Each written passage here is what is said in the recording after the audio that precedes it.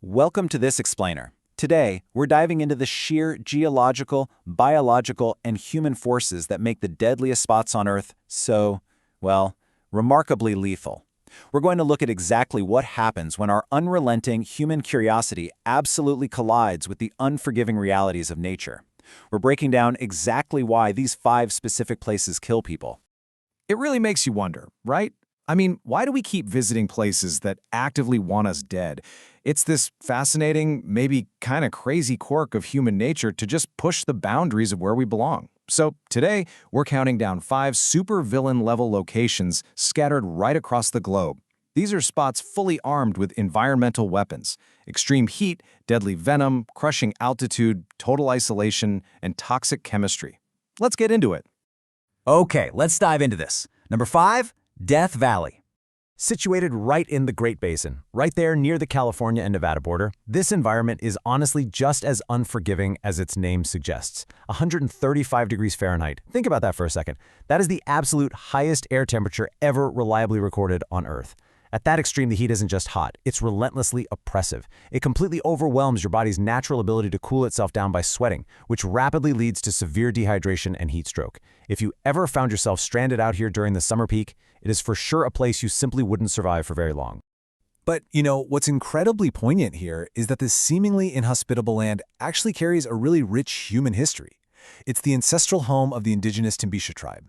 They actually lived among the snowmelt flowers and masterfully adapted to this brutal environment over generations.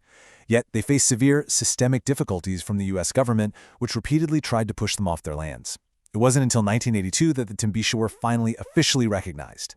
It just adds a deeply tragic human layer to a landscape that's already so hostile.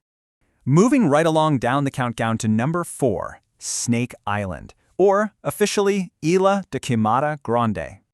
So, cut off from the coast of Brazil by rising ocean levels at the end of the last ice age, this island's inhabitants evolved in absolute total isolation. The result? A terrifying density of predators. We're talking roughly 1 snake per square meter. To put that into perspective, that's about 1 snake every 10 square feet. And these aren't just any snakes, they are exclusively the critically endangered, extremely venomous golden lancehead pit viper. Because they were essentially trapped on this rock with very limited ground prey, their venom had to evolve. It became highly potent, capable of rapidly incapacitating migratory birds. Literally every single step you take in this dense brush could be your last. The human history here is pretty brief and honestly rather eerie. To keep passing ships away from the treacherous coastal rocks, they constructed a lighthouse back in 1909. But by 1920, the lighthouse was fully automated and humans fled for good, effectively handing the land entirely back to the vipers. Today, absolutely no one is allowed to visit, except for a handful of heavily permitted researchers, and even they have to be accompanied by a doctor at all times. No way you'd catch me out there. Down to number 3, Mount Everest, sitting starkly on the border of Nepal and China. Being the world's tallest and most universally recognized mountain brings a very heavy toll for those who dare to climb it. Everest essentially unleashes an arsenal of environmental weapons against climbers. First off, you've got the freezing temperatures that cause rapid, severe frostbite. Then there's the devastating altitude sickness, especially up in the death zone, which basically shuts down your body's ability to function and literally starves your brain of oxygen. And on top of all that, climbers face the sudden, crushing power of completely unpredictable avalanches. So the crucial point is this sobering reality of extreme exploration. 200. At least 346 people have died attempting to conquer this mountain over the decades. But respectfully, about 200 bodies still remain frozen on its slopes. The extreme environment just makes recovery efforts far too costly and incredibly dangerous for rescue teams. Leaving those who have fallen behind is just a grim, unavoidable reality of high-altitude mountaineering. Moving on to number 2, North Sentinel Island. Located in the Andamans, this is a deceptively normal-looking island, but it's legally protected by a 5-kilometer or 3-mile strict prohibition zone. And look, this zone isn't just to keep us out, it's primarily there to keep the fiercely defensive Sentinelese tribes safe from mainland diseases that they have absolutely zero immunity to. Tracing the modern history of contact here is just wild. It starts with a rare, peaceful moment back in January 1991 when Triloknath Pandit made a friendly offering of coconuts from the shoreline. But contact quickly turns tragic, like in November 2018 when John Allen Chow was killed while attempting to preach Christianity to the isolated population. And then there's the truly bizarre incident from March 2025. A U.S. citizen actually bypassed that 5-kilometer zone, illegally visited the island to steal sand and record a video, and inexplicably left behind a Diet Coke.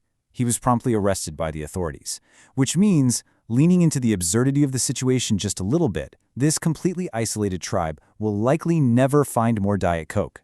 And finally, we reach our #1 deadliest location, the Danakil Depression, spanning across the Afar region of Ethiopia and Eritrea.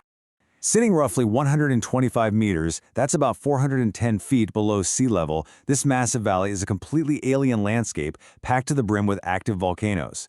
It's famous for these vibrant, otherworldly colors bubbling up from hot, acidic water right beneath a fragile salt crust. And this brilliantly illustrates how those beautiful colors are actually a direct, glaring warning of highly toxic chemistry. The bright green, that comes from concentrated copper salts. The brilliant yellows are raw, unrefined sulfur. The deep reds and browns are iron oxides, and those striking whites are pure salt and other harsh minerals. When you mix all of this together, you get the ultimate toxic cocktail.